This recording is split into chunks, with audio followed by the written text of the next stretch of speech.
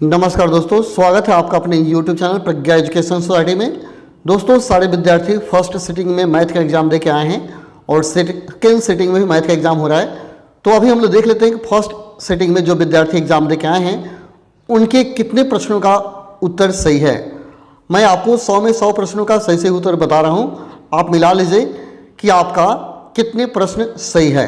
मेरे पास सेट ए है, सेट सी है, आपके पास चाहे जो भी सेट हो, सब में क्वेश्चन सेम है, केवल नंबरिंग चेंज है। आप मिला लीजिए आपने कितने प्रश्नों का सही से जवाब दिया है, इससे रिजल्ट का अनुमान लगता है।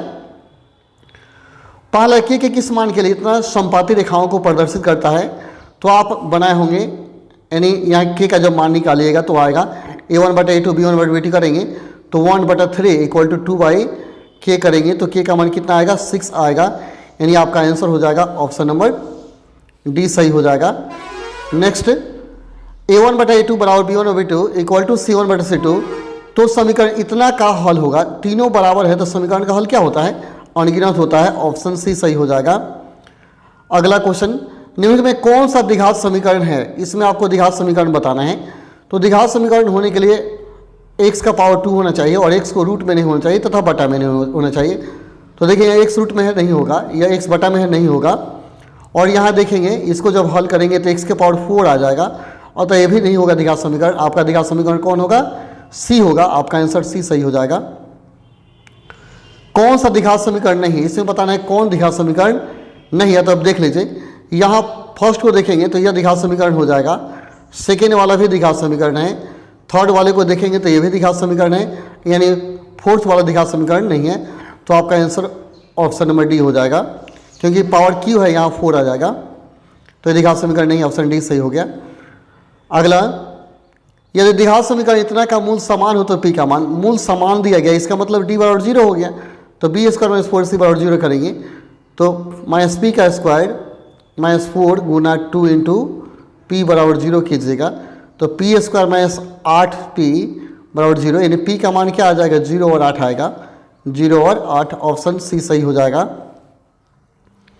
यदि समीकरण इतना का मूल वास्तविक नहीं हो, वास्तविक नहीं होने का मतलब d का मान 0 से छोटा होगा, तो b² - 4c <= 0, तो -k² - 4ac <= 0 हो जाएगा, यानी k² - 16 <= 0, यानी k <= 16 हो जाएगा, यानी k आपका कितना आ जाएगा, 4 और -4, यानी ऑप्शन हो जाएगा सी सही हो जाएगा।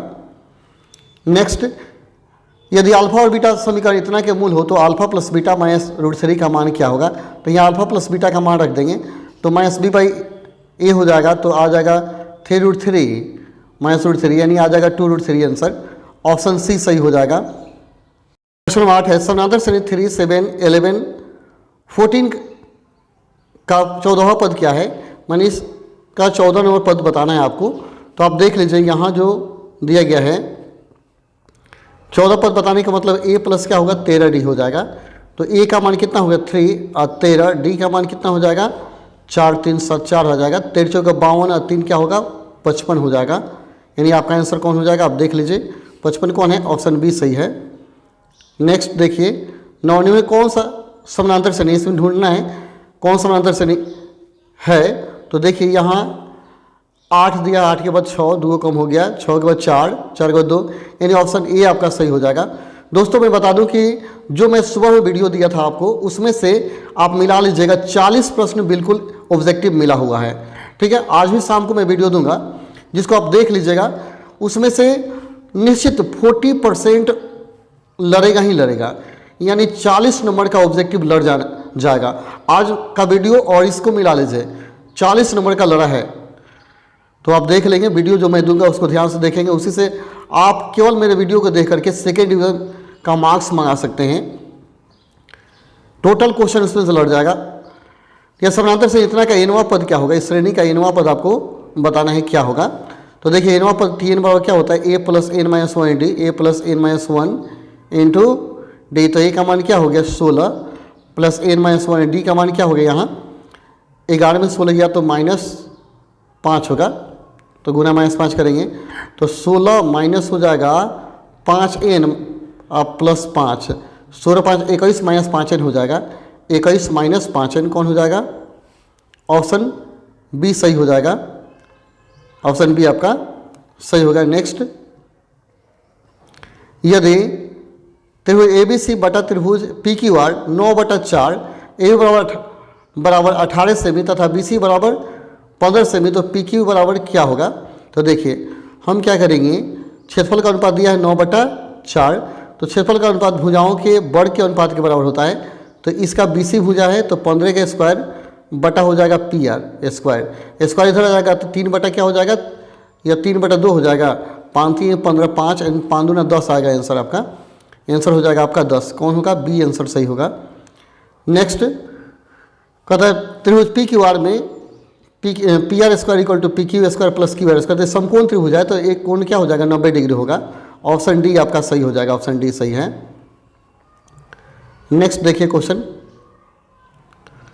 अगला है, का त्रिभुज PQR में एस और टी क्रमशः PR तथा QR पर इस प्रकार है कि ST समानुपात समानांतर QR, PS बराबर x दिया है, SQ बराबर x-2, PT बराबर x+2 और TR बराबर x-1, तो x का मान क्या होगा? देखिए इसको आप ऐसे करके हल कर लेंगे, आप हल करेंगे, यहाँ इसका मान x दिया है, PQR कर देंगे PQR, ठीक है, और इसका x-2 दिया है, यह दिया x+2 और यह दिया है x-1, इसको हल करेंगे तो आपका 4 आएगा आंसर, ठीक है, 4 आएगा, ऑप्शन ए सही हो जाएगा आपका। नेक्स्ट देखिए कहता है त्रिभुज ABC में बिंदु D और E क्रमशः AB और AC पर इस प्रकार है कि D समानांतर BC और AD बटा DB इक्वल टू 4/5, तो AC बराबर 18, तो AE का मान बताइए।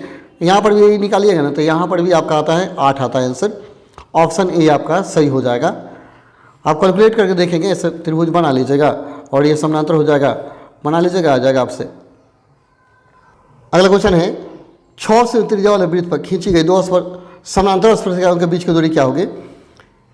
यह वृत्त हो गया, इस पर 2 समानांतर स्पर्शक खींचिएगा, त्रिज्या 6 है तो क्या हो जाएगा? बीच की दूरी हो जाएगा 12 व्यास के बराबर, ऑप्शन सी आपका सही होगा।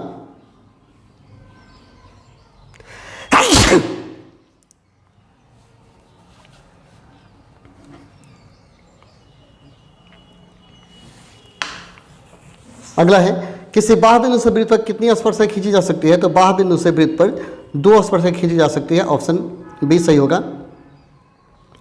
दी गई आकृति में कोण AOB बराबर 130, तो APB का मान बताइए। तो देखिए यहाँ 130 दिया गया कोण, ठीक है, और यह पूछ रहा है, तो देखिए इसके और इन सभी APB टोटल का योगफल 180 डिग्री होता है। यह 150 दिया है तो नीचे दिया क्या होगा? 130 यह दिया है तो नीचे दिया क्या होगा? 50 होगा, तो ना 50 और 130 मिलकर 180 हो जाएगा।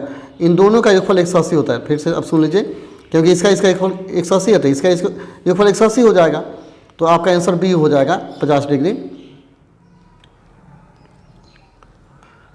दी गई आकृति में TP तथा TQ 2 स्पर्श रेखाएं O केंद्र वाले वृत्त पर इस प्रकार है कि कोण PTQ 50, तो OPQ का मान क्या होगा? यहाँ आप कैलकुलेट कीजिएगा तो इसका मान आपका आएगा, देखिए यहाँ 50 दिया गया है तो आप ऐसे फिगर ड्रॉ कर रहे हैं, तो यहाँ 40 हो जाएगा, यहाँ आपका हो जाएगा 90 डिग्री, तो यह 50 डिग्री आएगा, आपका आंसर आ जाएगा 50, यानी ऑप्शन डी सही होगा, 50 डिग्री आएगा। बाह्य रूप से स्पर्श करने वाले 2 वृत्तों के उपरिष्ट स्पर्शरेखाओं की संख्या तो 3 होती है। 2 वृत्त जिससे स्पर्श करेगा बाह्य रूप से ऐसे, तो स्पर्श कितनी खींची जाएगी? 3 खींची जा सकती है, ऑप्शन सी सही होगा। अगला, दी गई आकृति में बिंदु O वृत्त का केंद्र है तथा AOB बराबर 40, तो OAB का मान बताना है। देखिए यहाँ 40 दिया है, तो यहाँ A पर कितना कोण बनता है? तो देखिए 40 है तो 180 में से 40 घटा देंगे, कितना बचेगा? 140 बचेगा, 140 का था क्या होगा? 70, तो A पर 70 बनेगा, B पर भी 70 बनेगा, तो आपका आंसर कौन हो जाएगा? डी हो जाएगा 70 डिग्री। अगला, थीटा तथा फाई पूरक हो, जब पूरक होगा तो सेक थीटा बराबर क्या हो जाएगा? कोसेक फाई हो जाएगा, ऑप्शन बी सही हो जाएगा। अगला, साइंस का 75 प्लस साइंस का 15, इसका मान 1 होगा, ठीक है, क्योंकि साइन क्या हो? कॉस में बदल जाएगा, तो साइंस का थीटा प्लस कॉस थीटा 1 हो जाएगा। 1 + tan का थीटा इक्वल टू होता है सेक थीटा, ऑप्शन बी सही हो जाएगा। 2 साइंस का अल्फा प्लस कॉस अल्फा करेंगे तो इसका 1 होगा, तो 2 प्राप्त होगा, ऑप्शन सी सही हो जाएगा। 5 cosec theta minus 5 cot theta, 5 common ले लेंगे 5 जब कॉमन लेंगे तो क्या आ जाएगा, 5 × 1 × 5 आ जाएगा, बी सही हो जाएगा। 3 अल्फा इक्वल टू 180 तो कॉस अल्फा, अल्फा का मान निकालेंगे कितना आएगा 60, तो कॉस 60 रखेंगे ना, तो कॉस 60 डिग्री का मान कितना आ जाएगा 1/2 आएगा। ऑप्शन सी सही हो जाएगा। ए साइन थीटा बराबर 1, बी कॉस थीटा 1 तो टेन थीटा, तो देखिए साइन थीटा बटा कॉस थीटा टेन थीटा होता है ना, तो हम क्या करेंगे ए साइन थीटा बटा बी कॉस थीटा कर देंगे इक्वल टू 1 होगा, यानी ए बटा B tan theta equal to 1, अतः tan theta equal to B बटा ए हो जाएगा। ऑप्शन बी सही हो जाएगा। अगला 1/√3 किसका मान है, 1/√3 किसका मान है, तो टेन 30 का मान है, ऑप्शन बी सही होगा।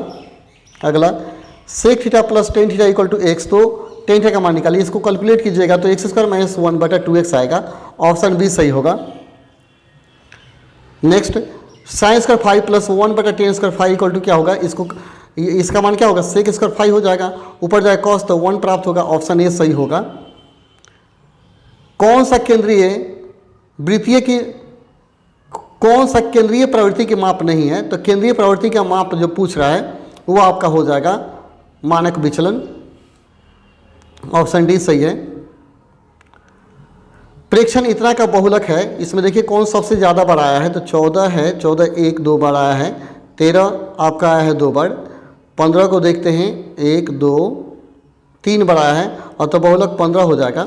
सबसे अधिक बार 15 दिखाई दे रहा है, और तो बहुलक आपका 15 हो गया, ऑप्शन सी सही हो गया। नेक्स्ट प्रथम 5 पैकेट संख्याओं का माध्य, कल रात को जो वीडियो दिए थे उसमें क्वेश्चन था प्रथम 5 पैकेट संख्याओं का माध्य, ठीक है। तो 5 को पैकेट संख्या है तो 1 से लेकर 5 तक हम जोड़ देंगे। मैंने इसके लिए ट्रिक भी बताया था कि 5 पैकेट संख्या का माध्य निकालना हो तो हम क्या करेंगे 5 + 1/2 कर देंगे, यानी 1 जोड़कर 2 से भाग देंगे, ऑप्शन बी सही होगा। जो व्यक्ति रात का वीडियो देखे होंगे वो इसमें से 50 में 50 मार के आए होंगे। मेरा वीडियो इतना इंपॉर्टेंट था कि उसमें से टोटल क्वेश्चन टच कर गया है। प्रेक्षण इतना का माध्यक क्या होगा, माध्यक निकालना है, तो माध्यक निकालने के लिए हम क्या करेंगे घटते बढ़ते क्रम में सजा देंगे। तो देखिए सबसे पहले छोटा 6 है, 6 के बाद 7 है, 7 के बाद आप देखिए 8 है, ठीक है। 8 के बाद देख लेंगे 12 और 12 काट दीजिए, 12 के बाद 13, 13 के बाद 14 और 14 के बाद 15, तो बीच में कौन आया है 3 को इधर से 3 इधर, बीच में 12 आया, तो माध्यक 12 हो गया आपका, ऑप्शन डी सही हो जाएगा। माध्यक का 3 गुना और माध्य का 2 गुना अंतर बराबर होता है तो बहुलक के बराबर होता है, ऑप्शन सी सही होगा।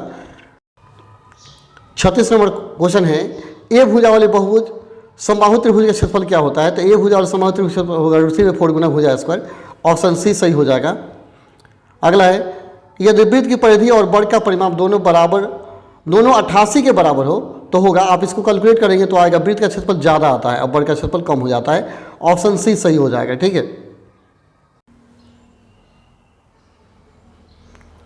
अगला क्वेश्चन है 64 के अभाज्य गुणनखंड में 2 का घात क्या है, 2 का घात आप निकालेंगे तो 5 आएगा, ठीक है, ऑप्शन बी सही होगा। महत्तम समवर्तक पी क्यू इंटू लघुत्तम समवर्तक पी क्यू बराबर होता है तो पी गुना क्यू, ऑप्शन ए सही हो जाएगा। किसी बहुपद की घात होती है, बहुपद का घात क्या होता है, तो पूर्ण संख्या में होता है, ऑप्शन सी सही होता है। अगला क्वेश्चन है, द्विघात बहुपद इतना के शून्यक हैं तो इसको जानने के लिए आपको सबसे पहले क्या करना होता है, डी निकालना होता है, ठीक है। तो b² - 4c कर देंगे, तो यहाँ b का मान क्या है 16 है, 16 का स्क्वायर - 4a, c का मान 55 करेंगे, 16 का स्क्वायर 200 क्या होगा 56 हो जाएगा, -55 में 4 से गुना करेंगे 220 आएगा, तो 36 आएगा d का मान। जब d का मान 36 आया धनात्मक आया, इसका अर्थ है दोनों जो मूल होगा वह d का मान जब धनात्मक आ गया है तो वास्तविक और असमान होगा, यानी ऑप्शन सी आपका सही होगा, ठीक है। अगला, यदि बहुपद इतना के शून्यक एक दूसरे का व्युत्क्रम हो, कल के वीडियो का ये क्वेश्चन है, व्युत्क्रम हो तो k का मान क्या होगा, व्युत्क्रम मान एगो अल्फा हो गया, एगो 1/α हो गया, तो अल्फा गुना बीटा हो गया -c/a, तो k/ हो जाएगा आपका 2, कट जाएगा तो k का मान हो जाएगा -2। कल के वीडियो का क्वेश्चन है, ऑप्शन बी सही होगा। अगला, px पर इतना तो p1 का मान क्या होगा, x के स्थान 1 रखेंगे तो 1 का स्क्वायर 5 गुना 1 - 12, तो 5 1 6 में से 12 गया -6 आएगा, मेरे वीडियो को शाम को ज़रूर देखिएगा, उसमें से मैंने 50% ज़्यादा क्वेश्चन टच कर जा रहा है, ठीक है। अगला युग्मक समीकरण इतना का हल है। आप इसको हल करने से पहले देख लेंगे यह क्या है, आश्रित है, विरोधी अविरोधी क्या है। तो 2 बटा कर देंगे 12 तो 6 हो जाएगा, 1/6 हो जाएगा। और 4/6 करेंगे तो 2/3, यानी a1/a2 not equal to b1/b2। यानी युग्म अविरोधी है, अतः इसका एक हल होगा, इसका एक हल होगा, ऑप्शन बी सही होगा। एक हल होने का मतलब आप ये नहीं समझेंगे केवल x का मान होगा, नहीं, x का मान भी होगा, y का मान, लेकिन दोनों का एक एक हल होगा। अब 2 हल होने का मतलब x का भी 2 मान, y का भी 2 मान, ठीक है। इसलिए कन्फ्यूजन को दूर कर लीजिएगा कि ऐसे समीकरण का अविरोधी युग्म का एक और केवल एक हल होता है, ऐसा लिखा जाता है। मतलब x का एक हल और y का एक हल, और 2 अगर आप मारते हैं तो गलत हो जाएगा, ठीक है। किसी वृत्त की परिधि और क्षेत्रफल का मान समान हो तो वृत्त का व्यास, परिधि और क्षेत्रफल 2πr जो है, πr स्क्वायर बराबर है, पाई से पे कटेगा, एक बार कटेगा तो r का मान 2 के बराबर हो जाएगा, तो व्यास हो जाएगा 4 इकाई, ऑप्शन डी सही होगा। अगला 3 सेमी त्रिज्या वाले गोला का आयतन, गोला का आयतन क्या होता है 4/3πr3, तो 3 का क्यू करेंगे तो 9 चौका 36 पाई हो जाएगा आपका आंसर, ऑप्शन बी सही होगा। अगला यदि एक वृत्त की परिधि 10 पाई है तो इसका क्षेत्रफल क्या होगा, वृत्त का परिधि दिया है, 2πr का मान दिया है 10 पाई, कटाएंगे तो 5 बढ़ते हुए कटेगा, तो 5 हो गया आपका r का मान, तो क्षेत्रफल क्या होगा πr², यानी 5 का स्क्वायर 25 पाई हो जाएगा आपका आंसर, ऑप्शन सी सही होगा। एक घनाभ की लंबाई, चौड़ाई तथा ऊंचाई क्रमशः 8, 6, 5 हो तो इसका विकर्ण निकालेंगे, √8 का स्क्वायर प्लस 6 का स्क्वायर प्लस 5 का स्क्वायर, तो 64 प्लस 36 और प्लस 25 यानी कितना 125 आएगा, यानी 5√5, ऑप्शन ए सही हो जाएगा। 4 सेमी त्रिज्या वाले अर्धवृत्त का क्षेत्रफल क्या होगा, अर्धवृत्त का क्षेत्रफल दिया 4 से, तो 1/2 पाई स्क्वायर करेंगे ना, तो पाई का मान कर दीजिए 22/7, यानी 4 का स्क्वायर क्या हो जाएगा 16 हो जाएगा, तो 8 दूना 16, यानी 8 से गुना करेंगे 8 दूना 16, 176/7 आएगा, 176/7 कौन सा हो जाएगा, ऑप्शन डी सही हो जाएगा। निम्न कौन एक घटना की प्रायिकता नहीं हो सकती है, तो एक से अधिक नहीं होना चाहिए, ऑप्शन डी है जो घटना की प्रायिकता नहीं है, ऑप्शन डी सही है। आज शाम को मैं जो वीडियो दूंगा वो काफ़ी इंपॉर्टेंट होगा आपके साइंस के एग्जाम के लिए, ज़रूर देखेंगे।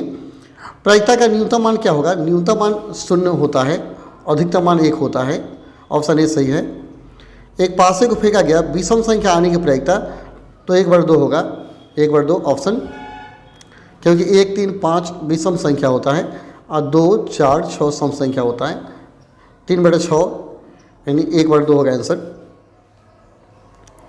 यदि एक मैच जीतने की प्रायिकता इतना है तो हारने की प्रायिकता 1 में से घटा लीजिए, 0.7, 0.3 आएगा, यानी 3/10 ऑप्शन सी सही होगा।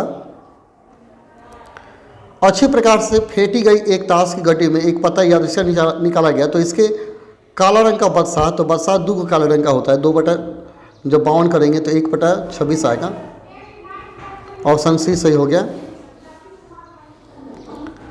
अगला है sin 30/cos 30 गुना cot 30 का मान क्या होगा, तो tan 30 गुना cot 30 करेंगे तो इसका मान 1 प्राप्त होगा, ऑप्शन 1 डी सही हो जाएगा।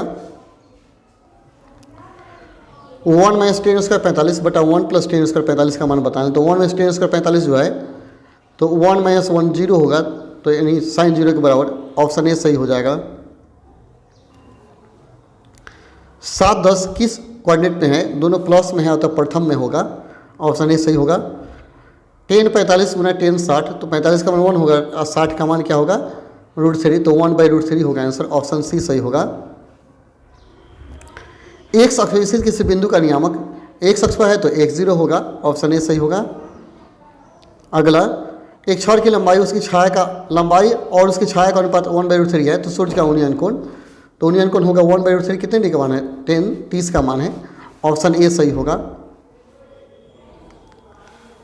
छड़ की लंबाई और उसके छाया, ठीक है। मूल बिंदु से बिंदु -xy की दूरी √x² + y², ऑप्शन ए सही है।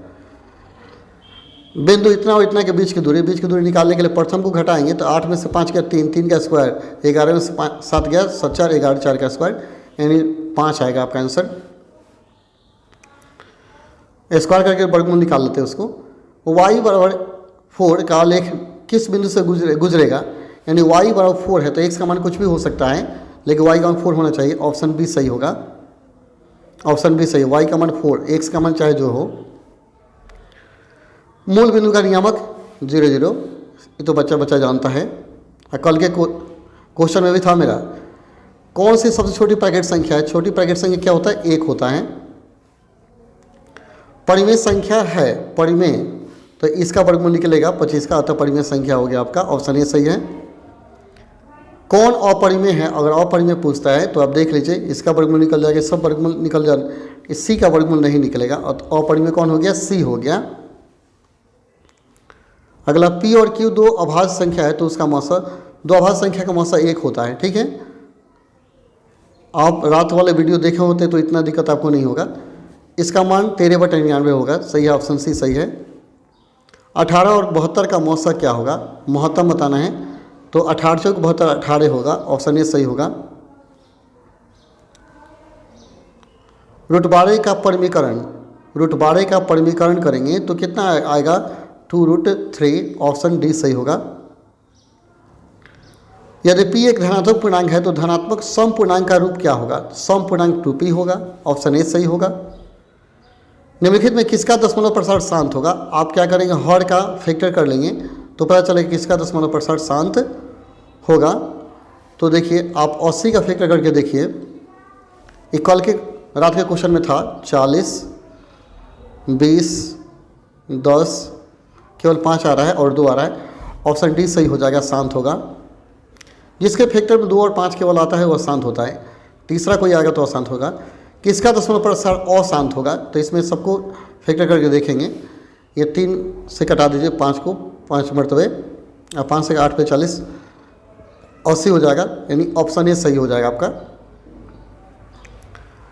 ये समानांतर श्रेणी का सामान्य पद इतना है तो सार्वभौमंतर क्या होगा? यानी यह Tn का मान दिया गया है। ठीक है, तो हम क्या करेंगे? n का स्थान 1 रखेंगे तो 13 में से 2 गया 11 आएगा, और 2 रखेंगे, 13 में 4 गया 17 11, और 11 में 7 घटाएंगे 4 आएगा।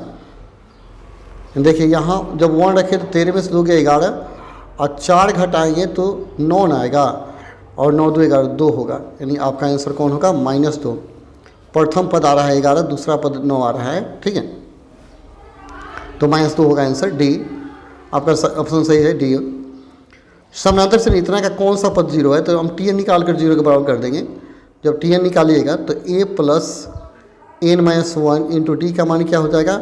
आप घटाइए, 120 में से 120 गया तो -6 आएगा। ठीक है, तो 126 - 6n + 6, 120 और 6 क्या होगा? 132/6, n का मान आएगा 132/6, 6 दूनी 12, 6 दूनी 12, 2 मरतबे कट रहा है ना, 22वां पद होगा, 22, ऑप्शन सी सही होगा।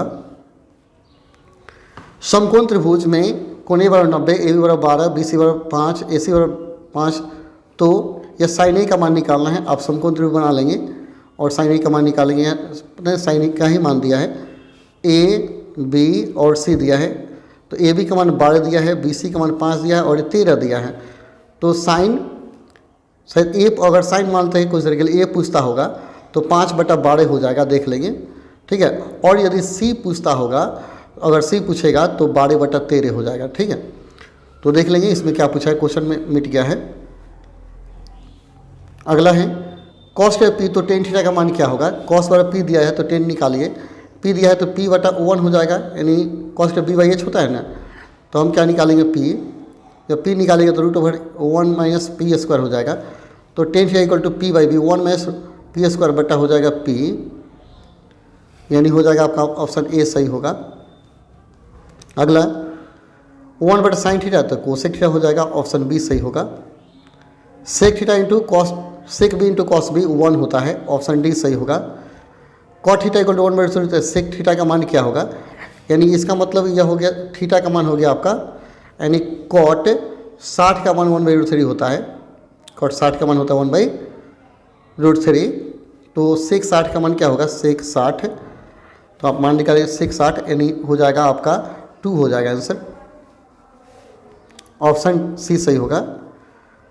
अगला a बराबर 45, तो sine a plus cos a का मान यानी साइन 45 प्लस कॉस 45 1/2 प्लस 1/2 करेंगे 2/2 हो जाएगा यानी केवल √2 आएगा आंसर।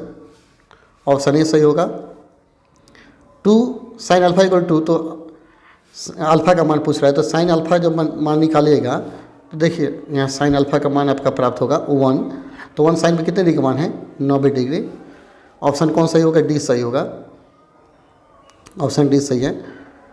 अगला देखते हैं, यहाँ दिया है tan 21 बटा cot 69, तो ऐसे स्थिति में मान 1 होता है। कल रात को मैंने बताया था कि ऐसे जब भी क्वेश्चन दोनों का योग 90 आ गया तो 1 मारिएगा। ऑप्शन बी सही होगा।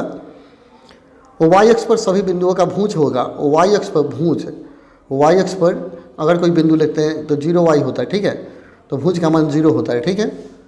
ऑप्शन बी सही होगा। समानांतर श्रेणी इतना का सार्वंतर क्या है, तो सार्वंतर निकालेंगे 1/8 में से 0 घटाएंगे तो 1/8 आएगा। ऑप्शन ए सही हो जाएगा। यदि समानांतर श्रेणी का सामान्य पद इतना हो तो प्रथम पद क्या होगा, तो n का सम 1 रख दीजिए, तो 5 में से 7 का क्या होगा, -2। ऑप्शन डी सही हो जाएगा। नेक्स्ट, बिंदु इतना और इतना को मिला रेखाखंड के मध्य बिंदु का नियामक, दोनों को जोड़ कर आधा करेंगे 0 प्लस 12/2 तो -6 आएगा, -4 -6 ऑप्शन बी सही हो जाएगा। यदि त्रिभुज इतना के निर्देशांक कितना हो तो केंद्रक x1 + x2/3 वाला, ऑप्शन डी सही होगा। नेक्स्ट, बिंदु इतना संरेख है तो k का मान, जब संरेख है तो आप इसको हल करेंगे तो k का मान आपका आ जाएगा। आप हल कर लीजिए तो k का मान प्राप्त होगा 0। इसको हल हमने किया था तो देखा था k का मान 0 आया था। ऑप्शन डी सही होगा। अगला है, तो इतना है तो इसका परिमाप क्या होगा, इसका परिमिति 12 आया था, आप देख लेंगे, यानी ऐसा फिगर बनाइएगा ना तो एगो हो जाता है 4, ये 4 हो जाता है, ये 3 हो जाता है, तो ये 5 होएगा, तीनों जोड़ेंगे तो परिमिति 12 हो जाएगा, 5 4 9 3 12।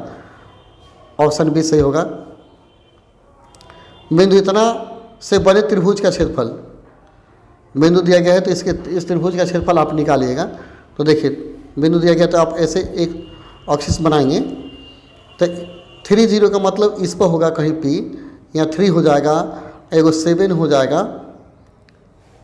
सॉरी 1 मिनट, फिगर मैं आपको फिर से बता दूं, यानी एक बिंदु P है तो 3 हो जाएगा, और एक Q है तो 7 आ गया आपका, ये ऐसे हो गया, और R का मान हो गया आपका 8 और 4, तो इसका क्षेत्रफल निकालना है। तो आप क्या करेंगे, 3 0 ऐसे कर लेंगे, और फिर आप नीचे निकालेंगे 7 0 क्षेत्रफल वाला सूत्र, फिर 7 0 और 8 4, और फिर करेंगे 8 4 और हो जाएगा आपका 3 0।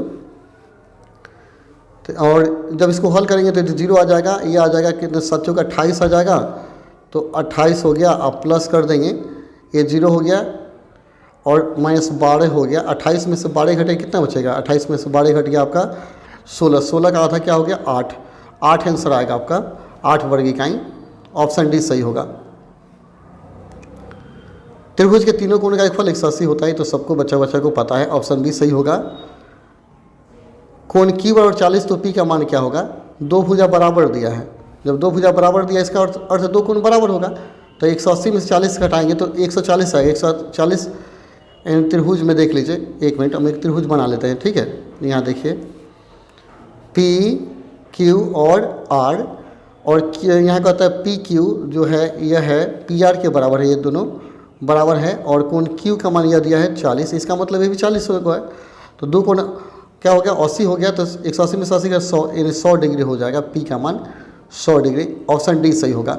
चलिए तो 100 में 100 प्रश्न यहाँ खत्म हो जाते हैं, आप मिला लीजिए। मैं रात को साइंस का जो क्वेश्चन दूंगा उसे ज़रूर आप देखिएगा, उसमें से आपका 80% प्रश्न लड़ जाएगा, मेरा दावा है। चलिए फिर मिलते हैं अगले वीडियो में, तब तक के लिए धन्यवाद। जय हिंद, जय भारत, जय मेरे प्रिय छात्रों।